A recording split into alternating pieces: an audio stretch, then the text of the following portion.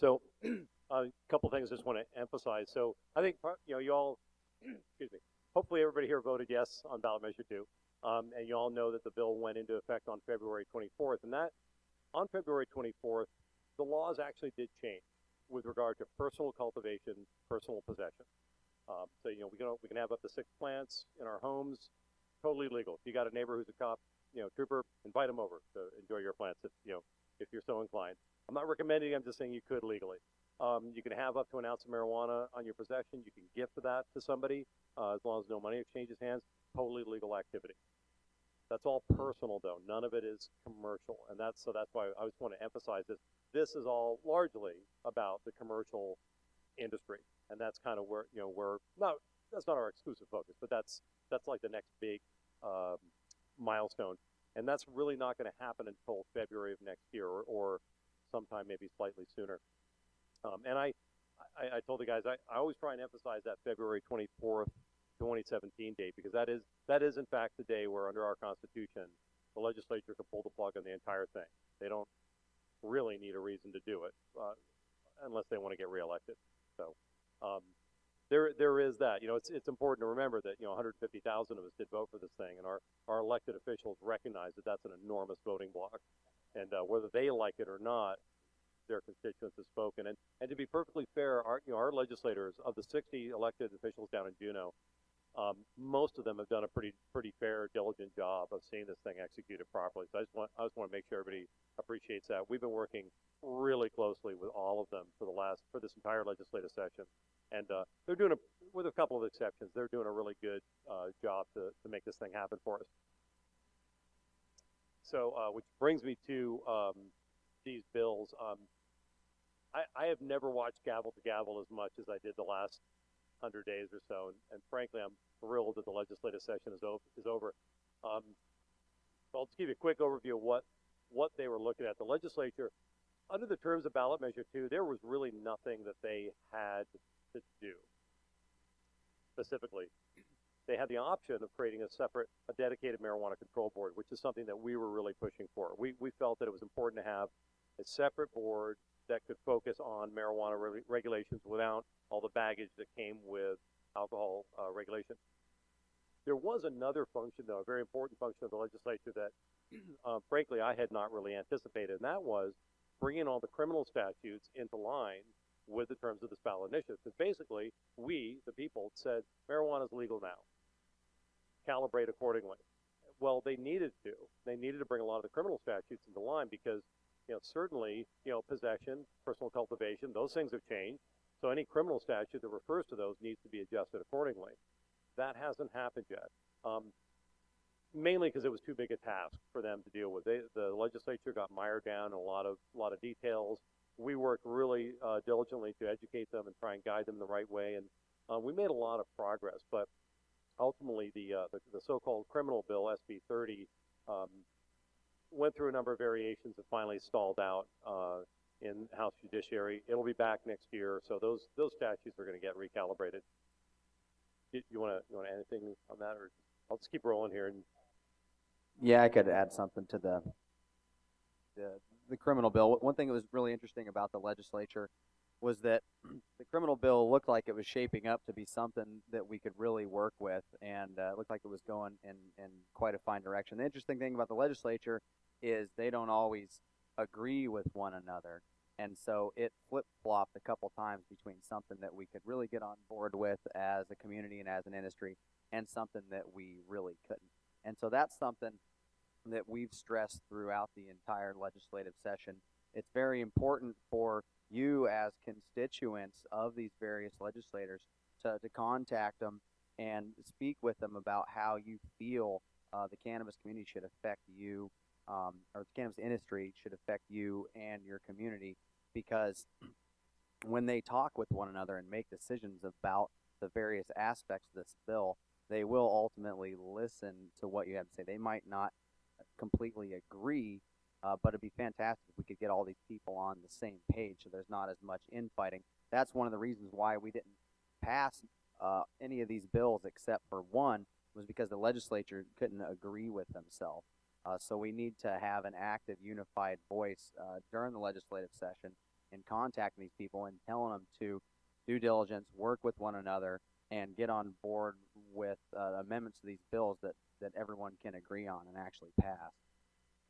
Well, one thing, I'll just back up a couple of steps here and let you know, we're going to kind of give you the overview and let you know what we've been doing, and then we're going to throw it up into questions. So if you got questions, just make note of those, and we'll definitely get back to you, because this is a huge topic. We're just giving you the Reader's Digest version right now. Senate Bill 30, the so-called criminal bill, that one went through so many permutations. It was really quite interesting to be involved with. The first version was an absolute train wreck. If you were following this closely, basically that criminal bill said, you know what? Marijuana is not really legal. It's going to remain illegal, but we're going to give you some arguments to present in court after they arrest you and confiscate everything in sight and drag you into court. We're going to give you an affirmative defense to get out of actually going to prison. And we scream bloody murder. We're like, no, that's not the way it's going to go. And to be fair, virtually every observer involved had the same reaction, and many of the legislators did too. As soon as that bill came out, they got the negative backlash. They're kind of like, okay, that was a bad idea. We need to regroup. The next version of that bill that Senate Judiciary came up with was an outstanding piece of legislation, or at least it showed great promise. And what it did was, the significant thing was, it descheduled marijuana. That was huge. No other state has attempted that yet. That's where Senate Judiciary went with this, and that showed tremendous promise. We're pretty excited about it. Then Senate Finance got a hold of it and changed it entirely. And we beat them up in the media over that one. I'm pretty sure I'm off of Pete Kelly's Christmas list at this point. That's fine. I'm sure he's a nice guy, at least his family. But anyway, I don't even know if he's a nice guy. I'm being generous. But the important thing, and I'm describing this not to be overly flippant about it, but I'm describing the dynamic because we brought focus to that issue, and through us, through the CRCL and other organizations, there was a lot of interested parties there. We shined a really bright floodlight of rationality on what they were trying to do, and we just made it caustic for them to move forward. In fact, it was so awkward for the Senate at that point that they basically sat on the bill for 2 weeks while they figured out what to do next. And when they finally moved that bill out of Senate Finance, they passed it off to they brought it to the Senate floor, kind of with the proviso that, okay, we realize we kind of messed up there, and if that amendment just goes away. Oh, actually, I'm sorry. Let me back up and explain what that amendment was. There was an amendment added to Senate Finance that basically would have made all extracts and edibles illegal on February 24th, 2017. That date that I pointed to earlier, that is the first day at which, under our Constitution, the legislature can make substantive changes to this ballot initiative. So they were going to basically put what I characterized as a legislative time bomb with a 2-year fuse into that bill, so that on February 24th, most of the industry would just die because it would become illegal. And in fact, it would die before that because none of us would go into business knowing that 8 months later, our entire business model would crumble under us. So that was their plan. It was actually a good plan from their perspective, but we just made it very, very awkward for them to proceed. So they sat on the bill for a couple of weeks. They finally brought it up. They passed it out of that committee with the acknowledgement that if that amendment went away, they weren't going to fight it. So it went to the Senate floor, and the amendment was reintroduced, but it failed 16-4. So it's important because that kind of tells us where the Senate was on that issue. I think that they get the fact that we can have a rational discussion about reasonable things like dosing and labeling and marketing and things like that. But when it comes to actually train wrecking the entire initiative, we're going to take issue with it. So so Senate Bill 30, finally, it went through a couple more variations. It stalled out in House Judiciary. It's probably going to come back next session. There's a couple more bills. The so-called regulatory bill, Senate Bill 62, was intended to kind of create some boundaries for how the industry would operate. That one didn't get very far, and frankly, I'm glad it didn't, because it's our hope that the regulatory process, which is now underway, will sort of educate that process. We would hope that after November 24th, when the final rules come out, then the legislature will get another crack at it, and they'll look at the rules and go, all right, we can live with that. We don't need to have a bill. That's our hope. And it's more than just a hope, and we'll come back and talk a little bit about why that's a little bit closer to an expectation, really. HB 59 was an effort to ban all edibles and concentrates. That one, I don't know that it's going to go anywhere because we made that one so caustic or so toxic that I'm not sure that anybody would vote for it at this point. I mean, it was an early effort to shut down the entire industry by banning edibles and concentrates, and I'm hoping that one will never come back. The Muni bill, HB 75, that one actually, that's one that we didn't necessarily support, but we weren't really opposed to it. What that was an effort on the part of House Rep. Kathy Tilton to address specific concerns that various local governments had brought forward. For example, law enforcement was concerned. They said, okay, the ballot measure says you can have 6 plants. What if there's 2 adults in the home? Does that mean you can have 12, or is it still 6? What if there's 3 adults? Is it now 18? We don't know. So they needed some guidance from the legislature on what was actually lawful in that situation. And there was a lot of discussion. By the way, the last version of the bill stipulated 24 plants per household, assuming there are 4 adults, 21 and over, living in the household. I mean, it wasn't carte blanche to have a mini grow in your house lawfully. That's not what it was intended for. One version of HB 75 included a reference to marijuana clubs. That was brought forward by a couple of communities. Anchorage was reluctant to have them. Fairbanks North Star Borough wants them. So we've got some differing perspectives on this from different communities, and we'll talk about that specifically. But again, 75 was an effort to just kind of statewide define what some of these things were, whether they were lawful, whether they were not, and what the parameters were. In the end, HB 75 died on the Senate floor. The last week of the session, it failed 10-10, which is almost unheard of. And that kind of tells you about how, Frank was talking about how, the different committees within the legislature don't always agree with each other. That was played out for us on the Senate floor. And I think there was a lot of anxiety that night. I could tell you there was, because I was there, and we were having little impromptu meetings at 10 o'clock at local bars to try and figure out what do we do now. In the end, that bill was referred back to Senate rules because they realized they couldn't bring it back forward. They couldn't pass it, they couldn't kill it. So anyway, okay. House Bill 123, that was the one that created a marijuana control board, a dedicated marijuana control board, which is what we were after all along because we felt that we needed a dedicated group focused on these regs. That one passed. The governor signed it into law about 3 weeks ago. You want to talk about the makeup of that board? Yeah, so the Marijuana Control Board is going to be a 5-member board. It's going to have 1 individual from public safety, 1 individual from public health, 1 individual from rural Alaska, which I think is actually really important because even though they don't represent a huge percentage of our population, it's a vast area of our state that at least needs 1 representative because the rural communities work so differently than our municipal communities. There's also 2 possible industry seats, 1 dedicated industry seat and 1 industry/public seat. Our organization would hope that both of those seats are filled by marijuana industry or marijuana activist individuals. That way, we will at least have a unified and powerful voice within the Marijuana Control Board. So it won't just be 1 person of 5. We'll actually have 2. So we would never have a majority vote, but at least there would be a presence there. And the board of the CRCL has all applied for at least 1 of those industry seats. We feel that if an organization that has been there since the beginning of the campaign that is focused on looking out for the best interests of the cannabis community actually holds 1 of those seats, then no longer are we just an intermediary gathering information from you, the cannabis community, and taking it to the legislators and hoping to have an ear. We'll actually have 1 single voice in making the regulation. So when you guys call our office and say, hey, this is what I want to see, we can actually take that to those meetings. And so I believe there's about 150 applicants total for the board? I think 130 as of last Friday when they closed the application process.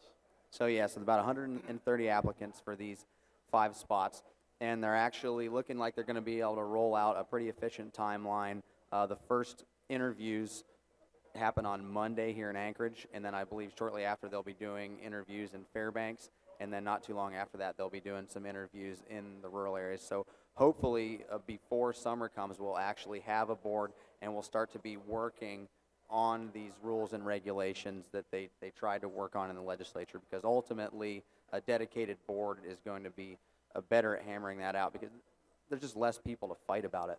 You know, a 5-person board. Rumor is that most of the hardcore prohibitionists have been weeded out of the process. That's not an official statement, but I think that the formation of the board is going to be largely supportive of our industry. You know, 53% of Alaskans did vote for this thing. So I think we'll actually be able to have a pretty efficient board. It's going to be a hybrid. You know, originally we lobbied to have a completely separate board, and the formation is actually going to be the Alcoholic Beverage Control Board and the Marijuana Control Board are both going to be housed under Cynthia Franklin's department. She's going to remain the executive director of both departments. And at first we were a little cautious about having the executive director of the ABC over the Marijuana Control Board, but she's been surprisingly supportive and has really wanted to see this thing happen. I think she just wants to do a good job. She doesn't seem like a crazy prohibitionist, and so I think that she's actually going to do diligence to make sure that the board works effectively and that we actually get the rules written in time. I would just add, I've talked to Cynthia Franklin a lot. She's a former prosecutor here in Anchorage. I don't know that I would say necessarily she's an advocate for the industry, but she's very rational, and she's committed to seeing this done right. And I would add that the day after the election, she understood the subtleties and the intricacies of what we're faced with better than any of our legislators do today. I mean, she was dialed in, and she had only been on the job 2 months at that point. So she's committed to seeing this done right. So I'm really looking forward to working with her, whether one of us is on the board or not. Hopefully, we'll have a voice in that process. Yeah, she's pretty motivated to do this right. Oh, whoops, there we go. Okay, so talk about the timeline. As a default, under the terms of the ballot initiative, the regulatory process falls to the Alcohol Control Board. They had their last meeting about 3 weeks ago, and at that time, I believe the bill to create a marijuana control board had passed. The governor had not yet signed it, and certainly there was no board in place. So the Alcohol Control Board convened. They spent 1 day on alcohol, spent the next day entirely on marijuana. They did pass one emergency regulation that has to do with public consumption, and that might be something we'll kind of circle back and talk about a little later, because it relates to marijuana clubs and so forth. But she also laid out a timeline, and she is committed to the November 24 deadline that was defined in the ballot initiative, and she laid out a plan whereby we would achieve that. So basically, they're going to roll out the regs in 3 packets. The first one was a fairly light packet that was introduced that day. It will come back for consideration on July 3rd. Hopefully we'll have the Marijuana Control Board seated by then, so they'll have an opportunity to review the details of the packet. They'll take some public testimony on it, and then they'll decide if they want to accept those regs as is, or if they want to make some changes to them based on testimony that they receive. And at that point, they'll introduce packet number 2. And I believe, if I understand correctly, the first packet was basically dealt with the procedures associated with the local option, smaller communities opting out of all things marijuana. It was kind of a slow pitch. It was kind of a get started slow thing, not overly controversial, and really it's just establishes the rules for that process similar to the opt-out provisions for alcohol. So fairly non-controversial. We'll probably expect some public input, but nothing to get too worked up over. The second packet is expected to deal with the regulatory requirements for testing facilities, and maybe a couple of others. So it's anticipated that those kinds of facilities will be the first ones to be granted permits. The third packet will be everything else, basically grow operations, processing, retail stores. That's the one that a lot of us are really going to be focused on. And by then, it's expected that the Marijuana Control Board will be in place. And they are looking at a deadline of November 24th to adopt those final rules. Let's see here. Yeah, okay, so I think that's all we got to say on that. Okay, so, you wanna, Yeah, so the CRCL wants your thoughts. What has made this organization so successful isn't a handful of guys in suits and ties getting up and talking. It's been the fact that everything that we've taken forward has come from you. And since we started this, that's the platform that we built the organization on is we could be a Johnny-come-lately organization and go and rant and rave to the legislature and the rule makers, but they ultimately ask, okay, well, who are you? What do you represent? Do you represent a special interest? Do you represent yourselves? Do you represent the people? And we can say, yes, we do represent the people. We represent the cannabis community here in Alaska, and we've strived this entire time since 2013 to not only build our membership, which is free, by the way, but to listen to the membership. When you join the CRCL, what you get is the opportunity to have your individual voice heard. You can write us an email. You can call our office phone. You can participate in the bi-weekly conference calls. And through that, we take the collective of the cannabis community's thoughts and ideas for how they think the industry should affect them, and we take that forward. And then when these legislators and rule makers ask us, okay, well, who are you? Say, well, we're 1,300 voices. We're 2,000 voices. We're 5,000 voices. And they have to listen to that. They can't discredit that. It's no longer just a couple fringe activists. It is all of the most concerned citizens in the state. And you'd be surprised at how close your ideas are to the person sitting next to you in the audience there. And so when we can say, hey, we've got 900 people that all said the same thing today when we sent out our letter and asked for opinions, the legislature has to listen to that. And the rule makers say, oh, wow, okay, maybe that's the direction we should go, because these people want to be reelected, they want to be appointed. Even if they don't like marijuana, they want to know that they are working in the best interest of the people in general.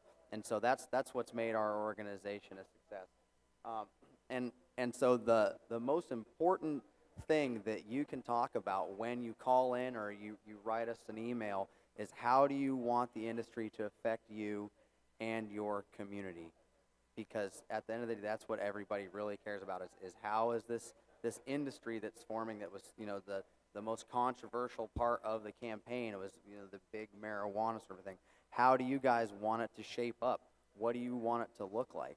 And so we can get up there and talk about what we'd like to see, but our voice is the strongest when we put forward what you guys want to see, And so I would urge every one of you to round up 5 friends, join our organization, write us an email, give us a call, and let us know how you actually feel about the cannabis industry and how it should affect your community, and we will take your voice forward.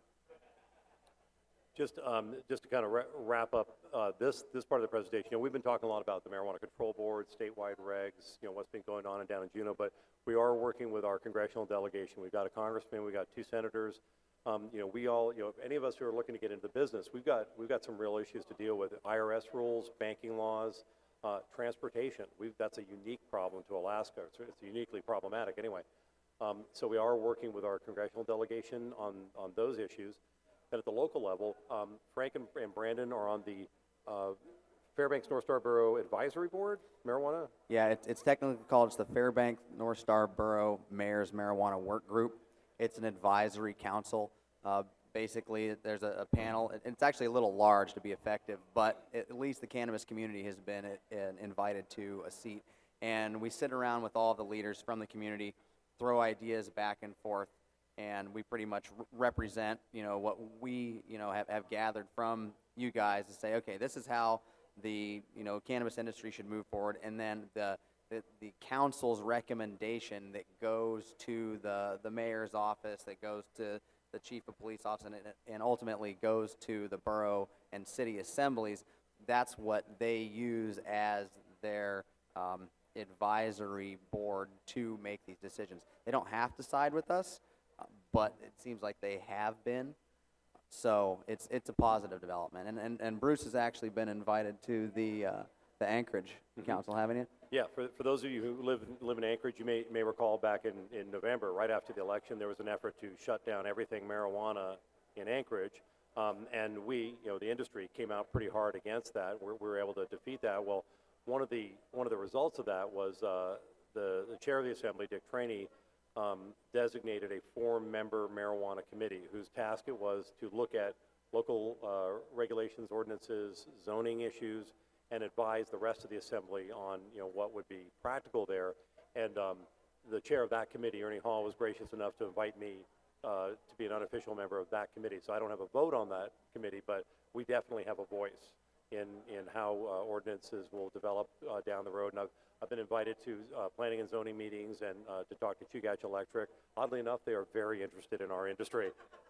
And they were so informed. It was fascinating. They actually were able to tell me how much electricity it costs to produce a pound of weed. He showed me this chart, and I did a quick number. I'm like, yeah, that sounds pretty close. It was interesting. So, but the fascinating thing about this is that, a year ago, there was so much stigma and so much misinformation. Now we're able to have a rational adult conversation about utility costs and permitting processes and zoning. I mean, we've come so far in the last year, and a lot of it has been through activism. Not just through us, but the people that we're representing and other groups that are standing up and presenting a reasonable, rational, adult face for this industry.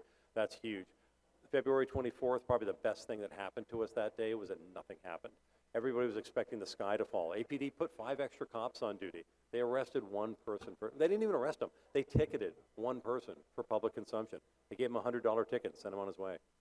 It was a non-event, and that was the best thing that could have happened to us, because anything dramatic that happens is fodder for the legislator or other elected officials to use against us. So I would just thank everybody involved for not feeding those negative stereotypes, because it's really working for us. So with that, I'd like to open it up to questions. We've been working very closely with Jana Weltzine of the Rose Law Group. She's been helping us out tremendously on some of the intricate legal details throughout this legislative session, and Jenna has volunteered to offer up a wireless mic to anybody who has some questions. So if you got some questions, fire away. All right.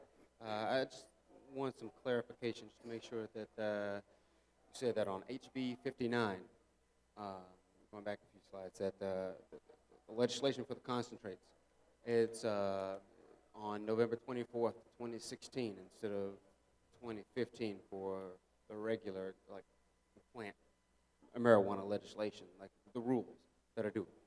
I believe it was a delay on concentrates, HB 59. I was just looking it up, on Google real quick, and it says that on the text for that bill, Yeah. it says the rules are due November 24th, 2016.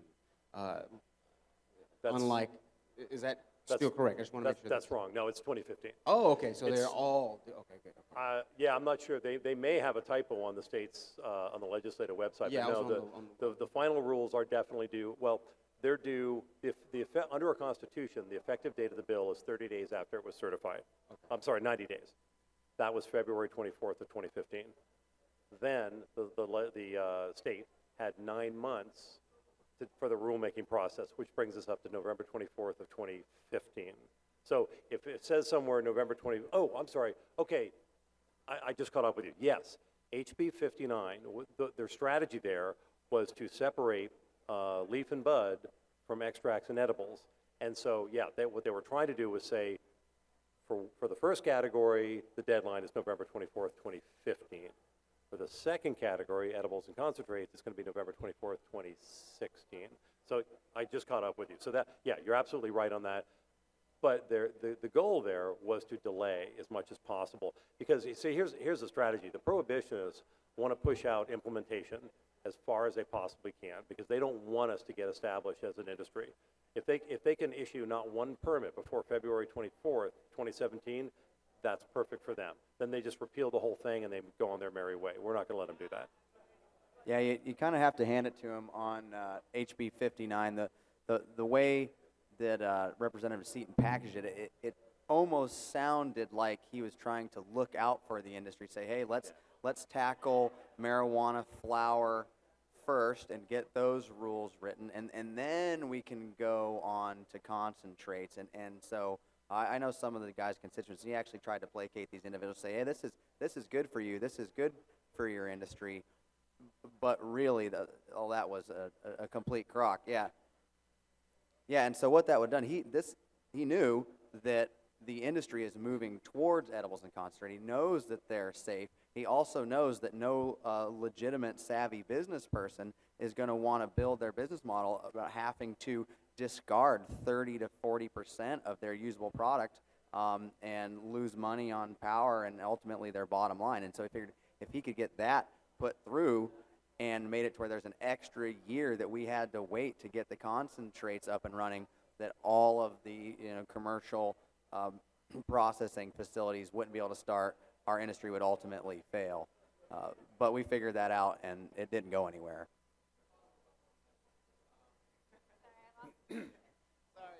You got my my Yeah, juice that's all. in my head. Most likely, everybody else has similar questions. So Yeah, roll with it. go ahead. Follow up is the July 2nd and 3rd. Is that going to be discussed as well? Trying to move that date up.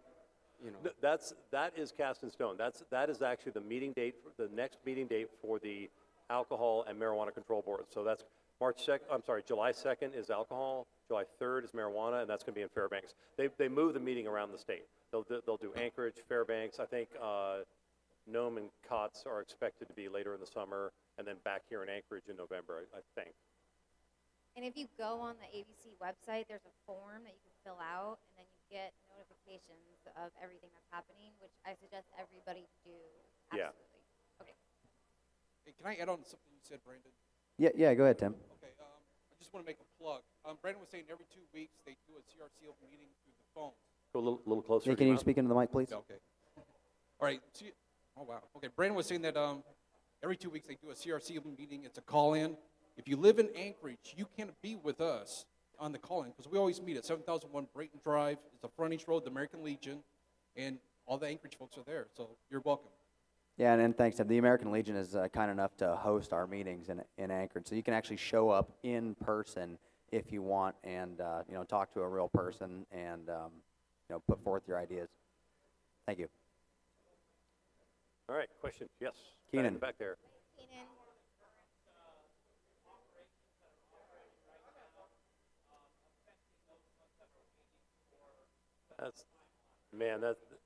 That is a great question. So, all right. So the question is, how are the current businesses affecting the rest of us? I can't speak for Cynthia Franklin, but I can tell you what she said publicly. And what she has said is, if there's marijuana involved and you're making money, it's not legal.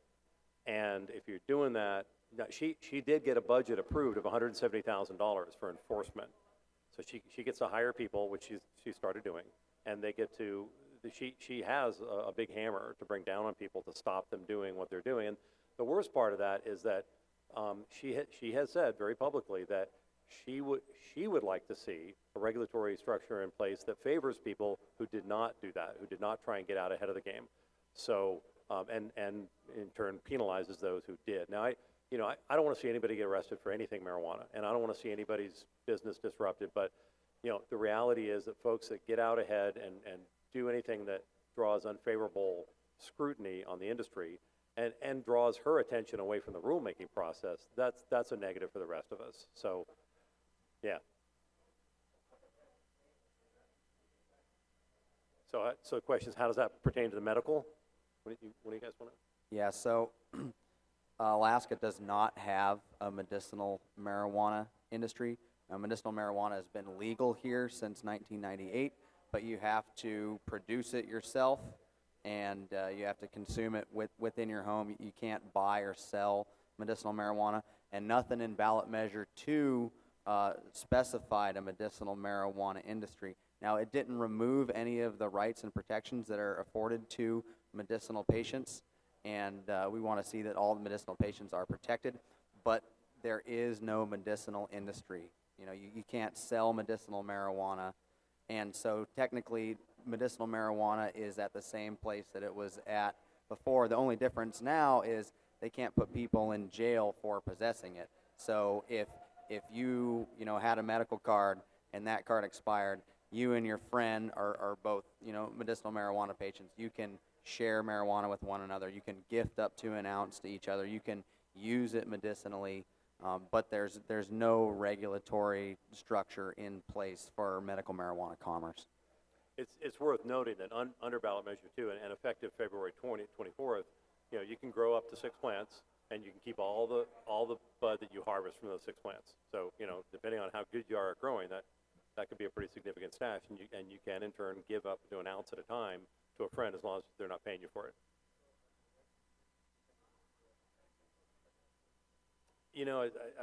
So the question is, what about delivery services?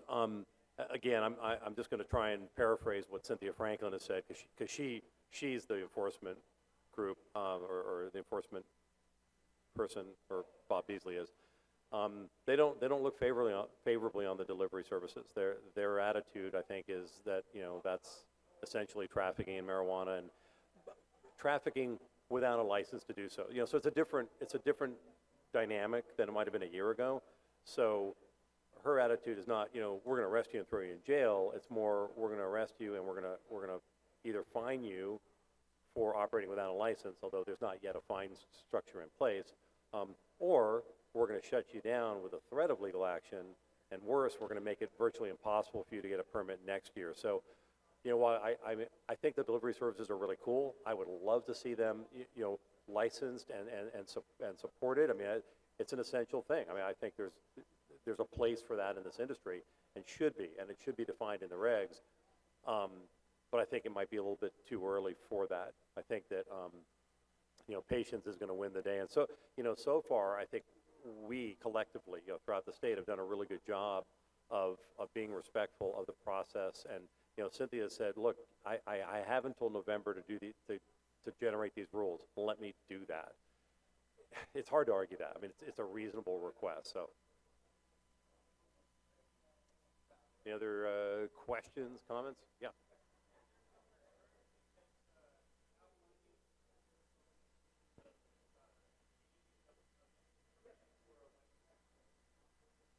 Yeah, absolutely. The Marijuana Control Board. So the process that they're in now.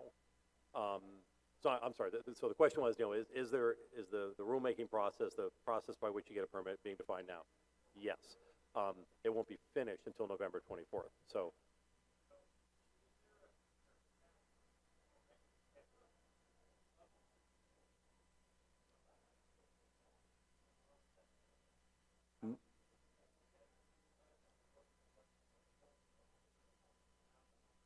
Right.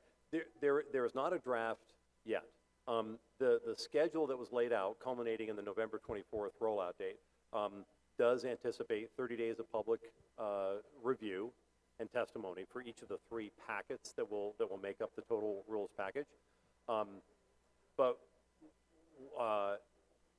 So we won't really know what those details look like until later in the summer into the fall.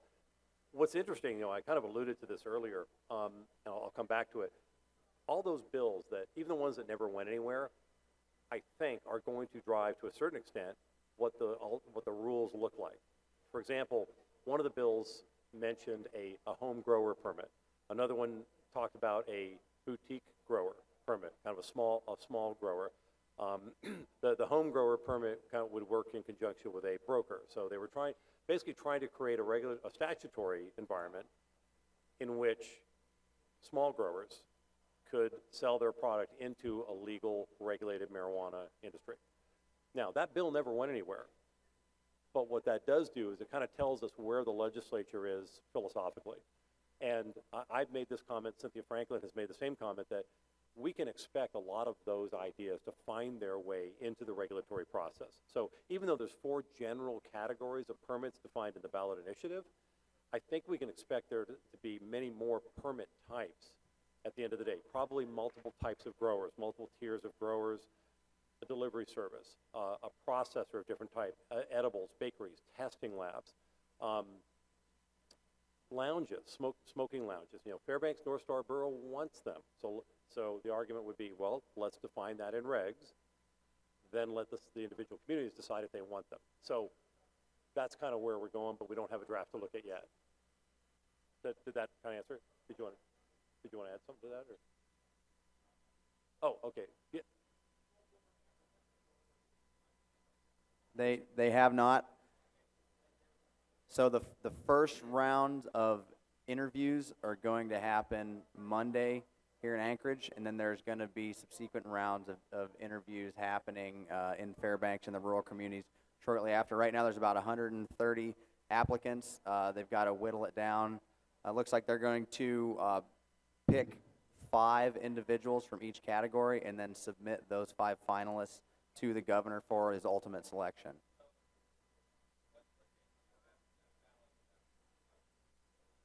Well, hopefully by the end of June. This is correct, yeah. We got a lot of work to do. Yeah, well, I mean, the state has 9 months for the regulatory process. Well, we're now 3 months into that. Burned a little bit of it already, yeah. Yeah, but to be fair, a lot of the work has already been done. Like I said, through the legislative session, there was a lot of discussion. So a lot of key issues have been discussed and agreed to by all parties already. So that board's going to be super busy, but they're not starting from zero.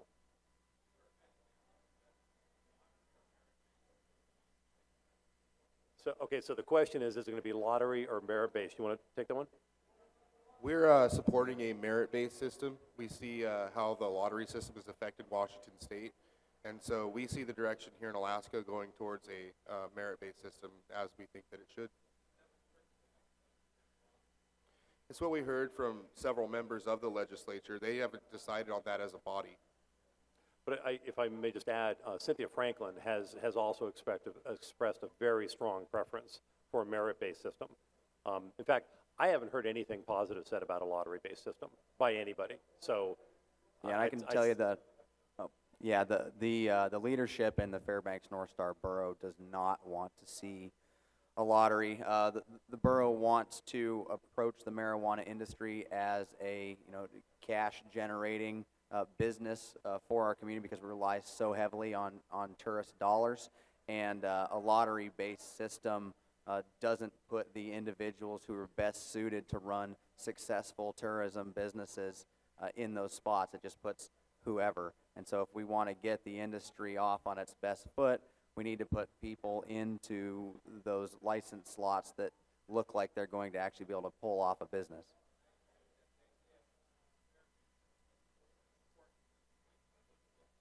Yeah, like a good point system. Don't quote me on that, but that's most likely what it's going to be. Yeah. Yep. And in fact, that is kind of what Cynthia Franklin has articulated to the legislature and to the Anchorage Assembly. She has defined kind of like a weighted scoring system where you get positive points for certain things in your business plan, negative points for others, depending. So yeah, we would definitely be we hope, we would expect it'll be a weighted system.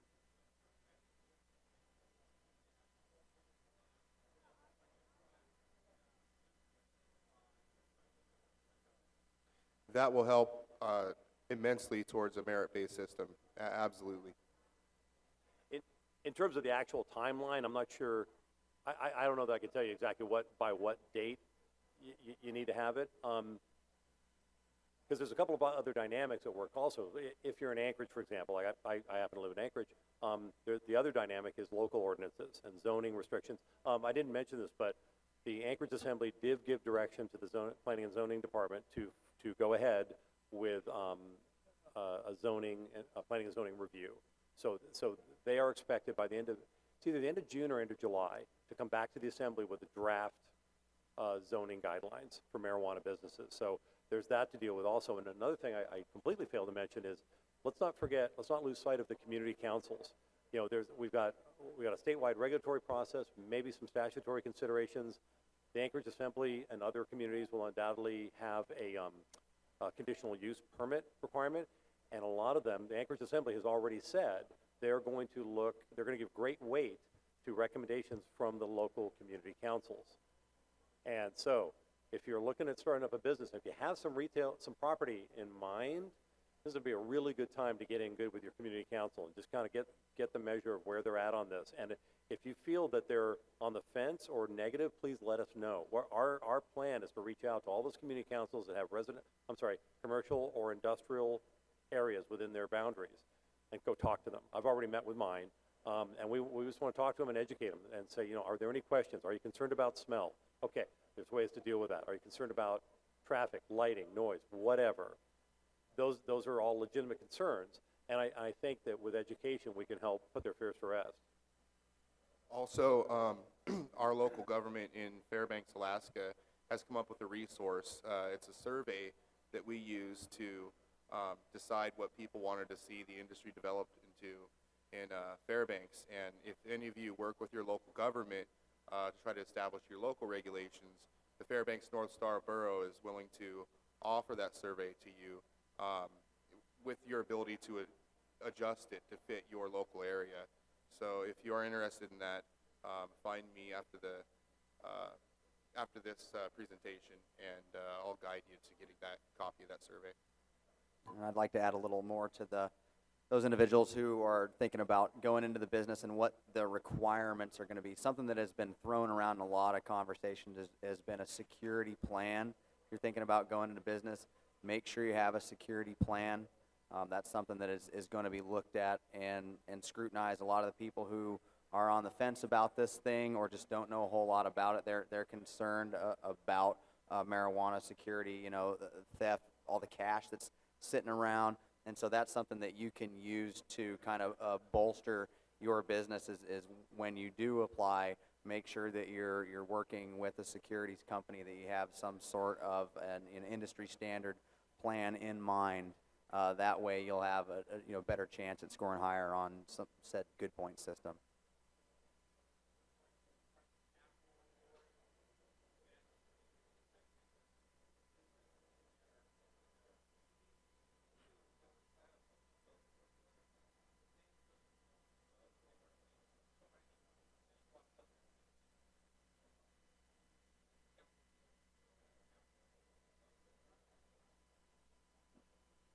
Take that one. We'd like to see it go to a public vote, but unfortunately a city council can decide to opt out of it, and so can a borough government, and a rural community. That was part of the initiative. If I may add to that, Wasilla is a uniquely good example because that dynamic is playing out right now. If anybody's from the Valley, correct me, because I may be off on this because the political boundaries out there confound me sometimes. So if I'm not mistaken, it's the Matsu Borough Assembly was considering banning all commercial marijuana enterprises. The Assembly voted it down. So the Assembly said, no, let's see how the rules play out, and then we'll decide what other zoning restrictions or taxes we need to apply to this. Some folks within the community decided that that wasn't sufficient for them. So there is a move afoot to get a petition to put a referendum on the ballot in October to opt out one or more of the 4 categories of marijuana businesses. So the battle's not over. The prohibitionists are still trying to shut us down, at different levels. I don't make them sound like bad people. They're just they just have a very different perspective that I disagree with tremendously. But that dynamic is in effect now. That was just so generous, wasn't it? Publicly. The Anchorage Assembly tried to do something similar. There was an ordinance introduced a week after the election, before the election results were even certified. There was an ordinance introduced to ban everything marijuana, ban all marijuana businesses. And we came out, the industry, the community, came out really hard, really public against that. Ultimately, that ordinance failed on a 9-2 vote. And if for those of you who weren't paying attention, the person who introduced that ordinance and one of the only two to vote for it was Amy Dombrowski, whose bid for mayor just train wrecked. So it's impossible to know how much of an effect that had, but that amongst other things I think kind of raised questions about her readiness for the top job. It certainly did in my mind. And I'll tell you flat out, I'm Republican. I'm a conservative. I supported her when she ran for the assembly. But when I saw, that, I said, no, your judgment's in question here. That's a personal perspective. That's not the organization. So I'm not endorsing or condemning any candidate here. But we do need to remain engaged, at every level. Like I said, we're still working with the legislature. We hope to work with the Marijuana Control Board. We're still engaged with Anchorage and Fairbanks communities, as well as Juneau and Kenai. And we've reached out to, and we do get good reception from a lot of the communities around the state. So we're going to try to continue that and broaden it. So we kind of count on our members to bring us information. One gal emailed me one day and said, "Hey, Sitka Assembly, they're looking at an ordinance." That wasn't even on my radar, but it's something that we had to start focusing on. We can't affect every community, but we can try to educate them. One thing we did do very early on, if you haven't seen it, collectively, we produced what we call the CRCL white paper. Early on in the legislative session, we realized that we had a real uphill battle in terms of educating people, because they were trying to regulate and legislate stuff that they didn't understand. Many of them had never seen a mature pot plant. They didn't know bud from kief, from hash oil, to save their lives. I mean, they could Google it, but it was meaningless. So we collectively put together about a 15-page document, which is kind of like Weed 101. Like, okay, what is the plant? What are the products? What is the significance? And we threw in a couple of recommendations as well, but it was so well received that the Alcohol Control Board posted it on their website, and that's kind of become the reference guide, or an initial reference guide for a lot of our elected officials. So, again, it just gave us some credibility. It gave us a voice early on, and a lot of our legislators keep coming back to that document just to, kind of guide the discussion. Grow stores. I'm sorry? Grow stores that supply the fertilizers and picks and shovels. Uh-huh. How far can we go in advising people on how to grow, where to get seeds, where to get clones? Are you developing any language? I have a few friends who are in that industry, and I don't think there's any requirement that says that they can't guide people on a process to grow marijuana, but a lot of them are bound by their supply chain to not discuss marijuana. They've signed contracts, and so because of that, you're not going to find a whole lot of them that are willing to actually coach you through the process. But as long as you're not making money on the transaction of marijuana or on a marijuana group, you should be, or event, you should be fine. I will say that my local go-to store has been a tremendous resource for me. Mine too. Being a relative newbie to growing. I have a question about the pipes and things that we sell. Before they were tobacco accessories, and we sold them to anyone that was a smoker, 19 and up, and now is there going to be any kind of enforcement or change in the regulations? So if you're still selling those as a tobacco accessory, then you can continue to sell them to individuals who are 19 and up. If you market that as a marijuana accessory, you have to make sure that those individuals are 21 and up. So for the time being, I would say that it is best to continue to have those products marketed as tobacco accessories. So you still can't say bong? I don't know if you can say bong, or I don't think that's You illegal said anymore. it. I mean, I guess you could have a tobacco bong. I mean, I've seen a guy accidentally take a bong, hit a Copenhagen once. It was pretty humorous. That's nasty. I don't think he went to jail. It's interesting though, because I've kind of talked to some of those store owners, and they've explained to me how, well, we're a tobacco store, we're federally regulated, so we can't talk about marijuana on the premises. They've kind of slacked off on that. Maybe it's just because they've come to know me a little bit more, or because I mean, let's be honest, I look FBI. I'm not very good FBI, but anyway. I don't know if that's just their familiarity, or if there is a perceived change in the legal climate. I honestly, if you're a business owner, I would talk to somebody like Jana. She actually is a lawyer. She knows the laws on this stuff a lot better than I do. Yeah, she'd give you a way better answer than we could. Yeah, that's for sure. she could probably give you a definitive answer and cite a statute along with it. But I would say if you're not certain, if your business license is on the line, definitely consult an attorney first, because we're not attorneys. Yeah. I have 3 different questions, actually. Okay. First one, I came in a little late. What is CRCL? That's a really good question. CRCL is an acronym that stands for the Coalition for Responsible Cannabis Legislation. And we're a group that advocates for the industry. We want to see the industry develop from the perspective of a stakeholder instead of being developed by people who don't want us to exist.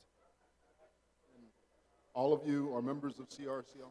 Yeah, we are. We're all board members of CRCL. We're part of the original 5 founders of the organization.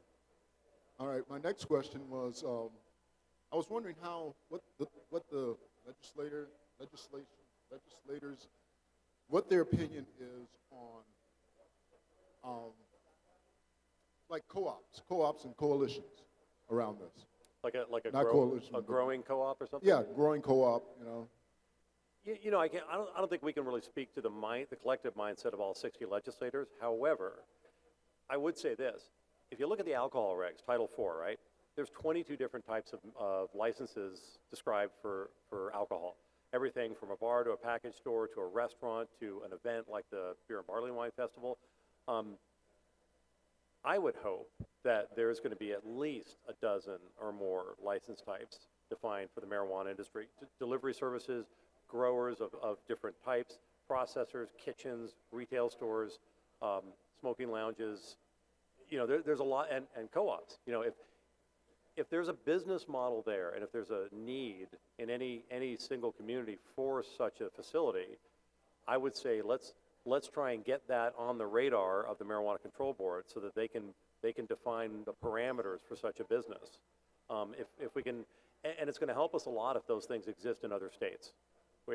Colorado is the default reference point for Cynthia Franklin. So if you're kind of wondering, if you want to read the tea leaves and look at where our regs are going to go, look at what Colorado's got, the latest version. That's a good starting point. That's not necessarily where we're going to end up, because they were wrestling with an existing medical marijuana environment. We don't have that handicap, but it's a good place to start. You know, if you really want to, just spend a couple nights reviewing and get caught up on that. But it's a great idea. I think I would like to see as many businesses defined as we think are should be legitimately licensed. We were talking about that in one of the other discussions about, big businesses are going to come in here sooner or later. Sooner or later, they're going to come in and want to capitalize. Just like the alcohol industry. Okay, they're going to want to get their piece of the pie.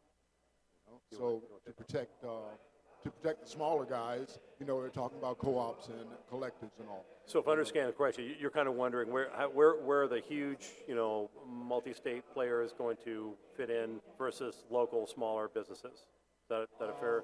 Well, the question was actually where the state was, how the state was viewing a co-op or a collective at this time. Sorry, man. There's a lot of background noise there. Right.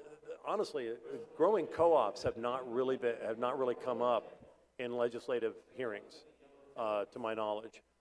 It doesn't mean that they can't be defined in regulations. See, the legislature really, the only thing they really only had 2 things that they had to do. Actually, one that they had to do.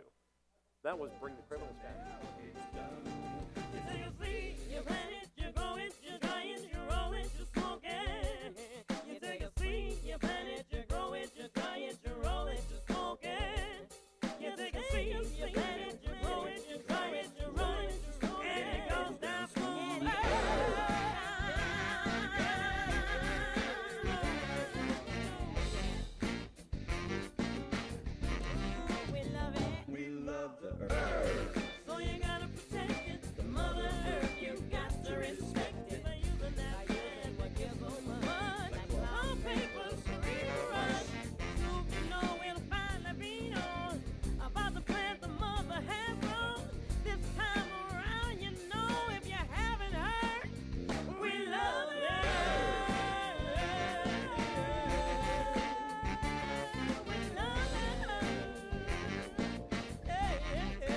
This is the Russ Belville Show.